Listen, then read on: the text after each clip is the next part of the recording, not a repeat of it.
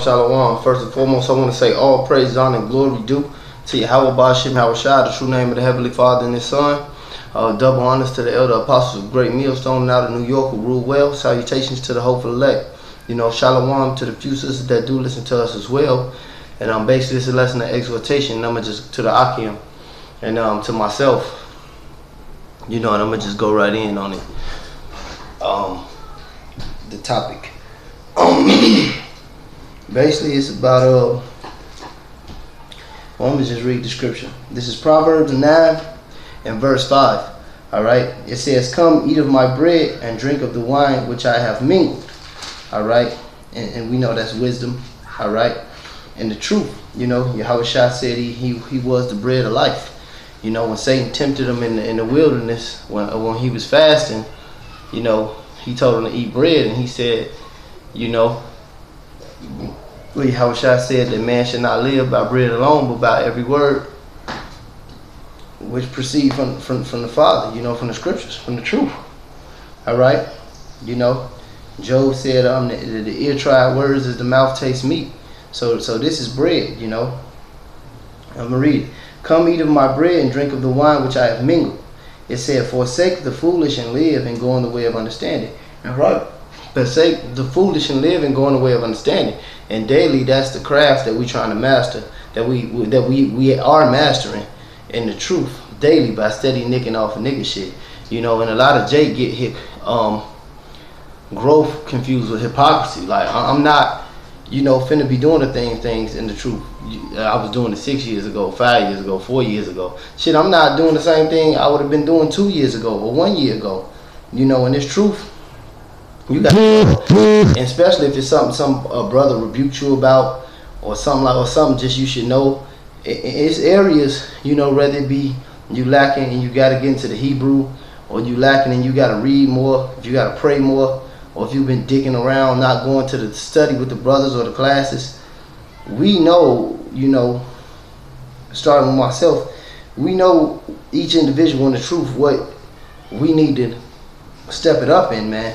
And that starts by forsaking the foolish, man. Forsaking the foolish. This flesh is fucking stupid, man. It's wicked, man. And how you proud, and how you vain, and how you out here acting simple, and how you out here with your head in your woman ass. It's the foolish, and that's the foolishness that we have to forsake daily, man. And how you out here fucking silly, acting like a nigga or a bitch. And we gotta be circumspect, man. But it basically, forsake the foolish and live, and go in the way of understanding. He that reproveth a scorner getteth himself shame, and he that rebuketh the wicked man getteth himself a blot. And that's the point. Reprove not a scorner, lest he hate thee. Rebuke a wise man, and he will love thee.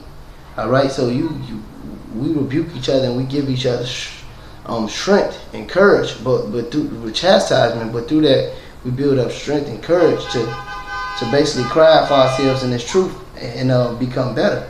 But it started with forsaking the foolish, man. And iron sharpening iron, man. So does the man sharpen the countenance of his friend. So this is just an exhortation, to the hey, like the scriptures say, "Come eat of my bread and drink the wine which I have mingled." And that's living this truth, man. That's living and partaking and feasting in this truth and applying it to your daily life.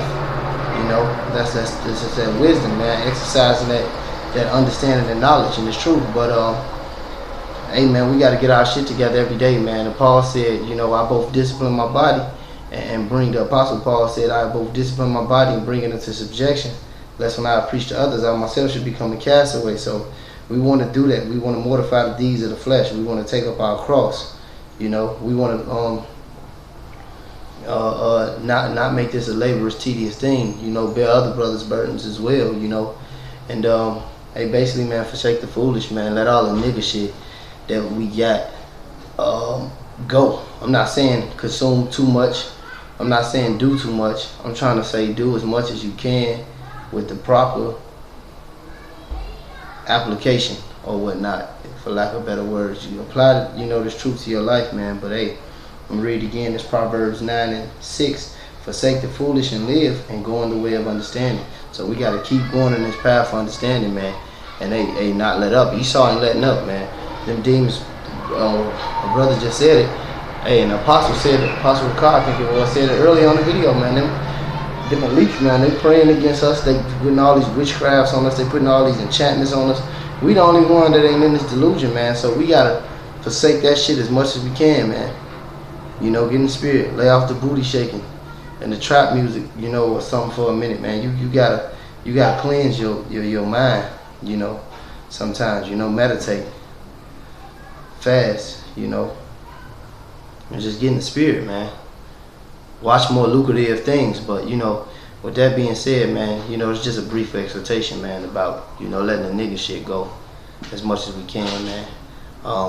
But with that being said, you know, all praise, honor, and glory due to Yahweh Ba'ashim Yahweh Shai, the true name of the Heavenly Father and His Son. All, you know, all salutations to the Akim, man. Salute to the Akim, and then double honors to the elders, man, who really been laboring this thing for years, man, and disciplining their bodies. And man, you know, and fighting this good fight, man, and continue to fight the good fight, Akim. Shalom.